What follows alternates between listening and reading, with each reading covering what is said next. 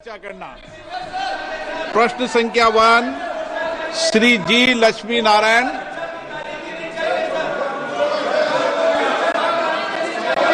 माननीय मंत्री जी, पटल पर रखा गया नरसंहार हुआ है। माननीय सदस्य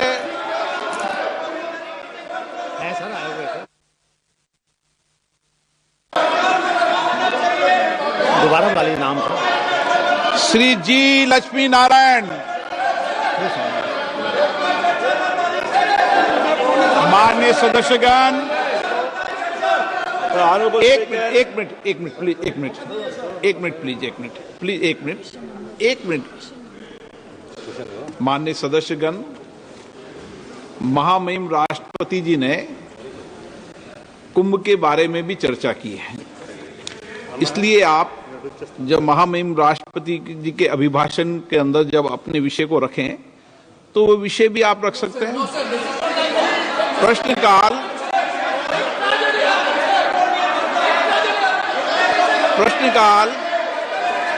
प्रश्नकाल सबसे महत्वपूर्ण समय होता है, माननीय सदस्यों का समय होता है और बहुत प्रयास करने के बाद माननीय सदस्यों का प्रश्न आता है, सरकार की जवाबदेही भी तय होती है। इस महत्वपूर्ण विषय पर कई बार चर्चा हो चुकी है और मैं आपसे कई बार आग्रह कर चुका हूं, माननीय सदस्यगण कम से कम एक व्यवस्था बना लें, एक व्यवस्था बना लें कि प्रश्नकाल के अंदर कभी भी विषय को नहीं उठाने दिया जाएगा। जब मैं आपका स्थगन को अलाउ नहीं करूं तब विषय उठाया करो। कभी हम संसद की व्यवस्थाओं को तो बनाएं ना।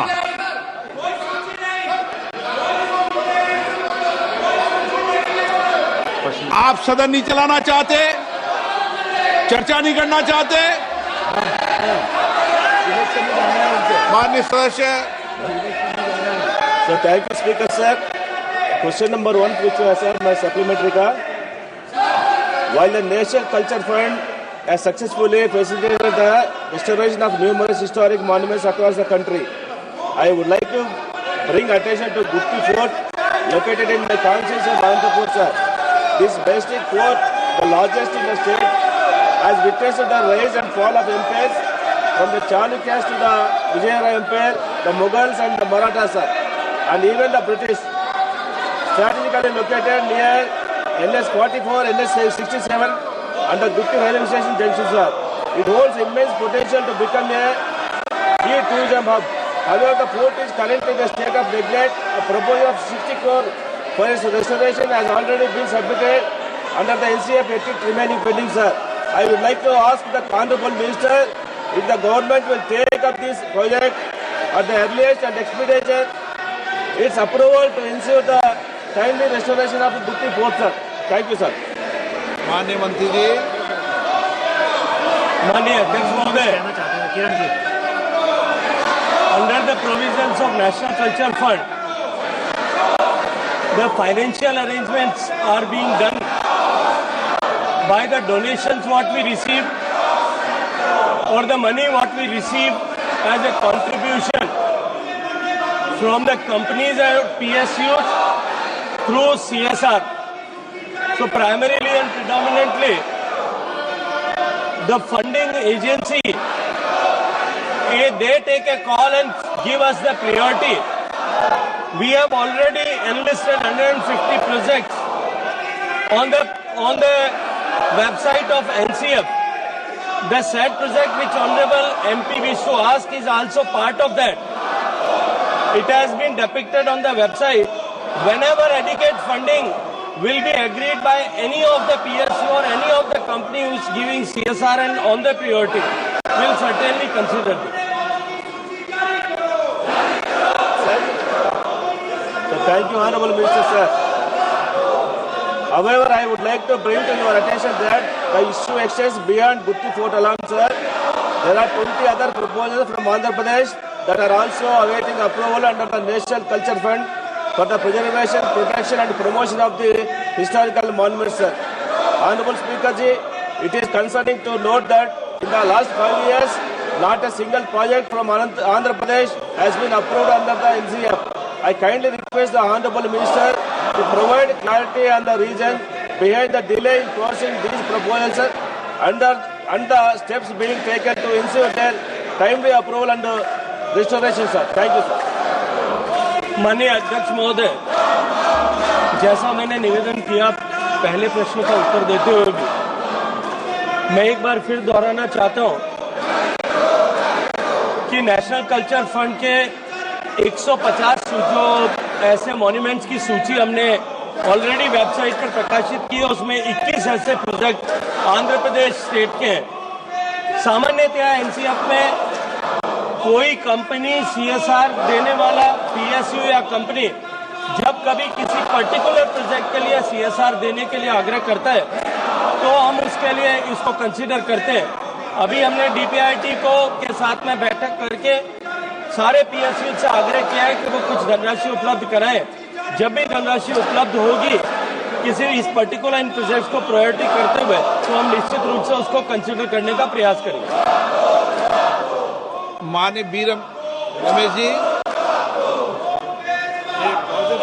Donors Fund has proposed for water trunking and strengthening of Buddhist rock cut, stirrups and repairs of caves, and their use of structural charya with 3 crore cost estimate. The project proposed also provides for public amenities and landscape of gardens. Kindly, Minister, Honorable Minister, has to say on this. फिर मैं वही निवेदन करूंगा कि हमने उसको सूचीबद्ध किया है, उस पर धनराशि उपलब्ध होने पर निश्चित रूप से उस पर कार्रवाई की जा सकती है। किरण रिजिजू जी, आप संसदीय कार्य मंत्री जी। सर, आज उम्मीद किया था कि अच्छा से पार्लियामेंट का क्वेश्चन आवर चलेगा। माननीय अध्यक्ष जी, आपने बार बार अनुरोध किया है, बार बार आग्रह किया है हमारे विपक्ष के साथियों को कि प्रश्नकाल को डिस्टर्ब ना करें, और ये प्रश्नकाल मेंबर का होता है, सरकार को सवाल पूछना होता है। आप लोग सरकार को सवाल नहीं पूछ के सदन को इस तरह डिस्टर्ब करना अच्छी बात नहीं है। अब जनता आपको सवाल पूछेगा कि आप सदन में क्यों आए हैं। आपके आग्रह करने के बाद भी इस तरह का डिस्टर्बेंस करना ये अच्छा नहीं है। सरकार की तरफ से मैं खंडन करना चाहता हूँ।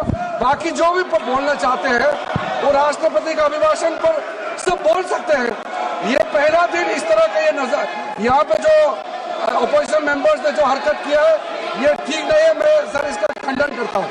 श्री राम शिरोमणि वर्मा, प्रशांत पोडले, राम शिरोमणि मल्लू रवि।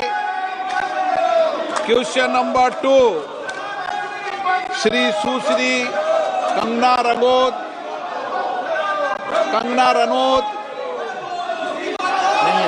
सुरेश कुमार कश्यप। अध्यक्ष महोदय, प्रश्न संख्या 2।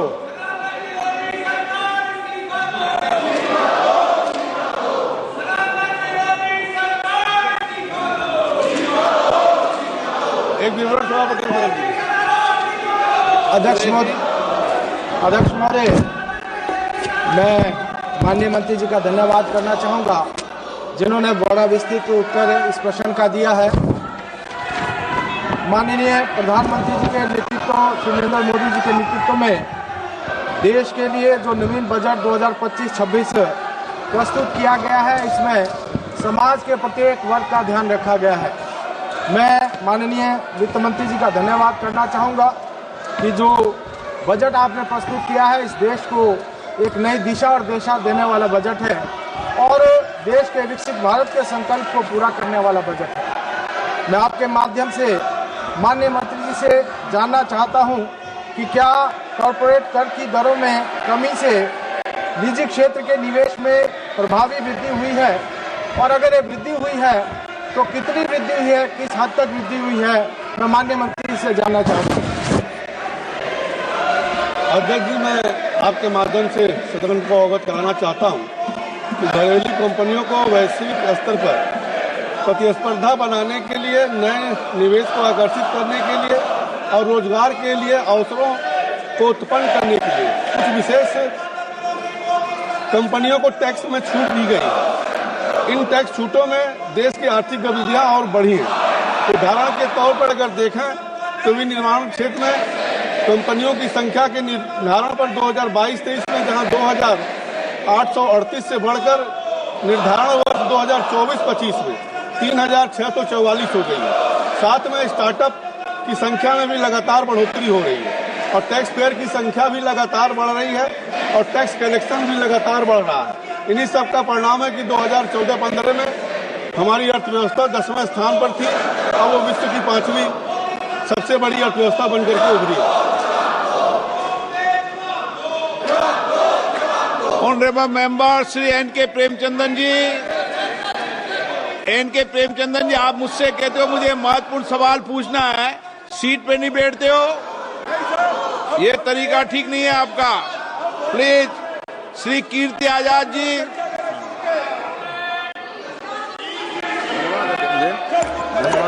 बहुत ही महत्वपूर्ण प्रश्न है।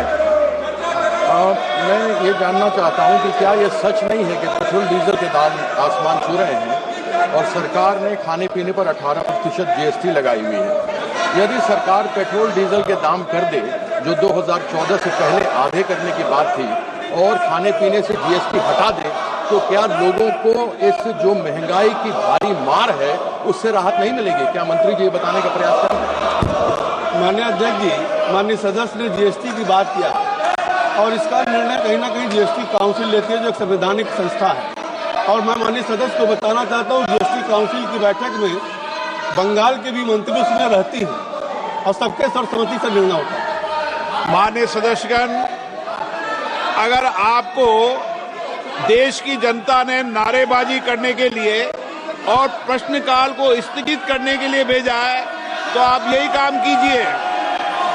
और अगर सदन चलाना चाहते हैं तो अपनी सीट पर जाकर बैठिए। Question number 3, Shrimati D.K. Aruna.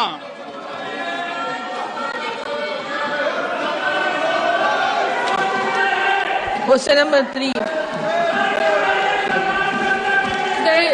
उत्तर सबर के पटल पे रखा है। Thank you very much for giving me this opportunity, Honorable Speaker, sir.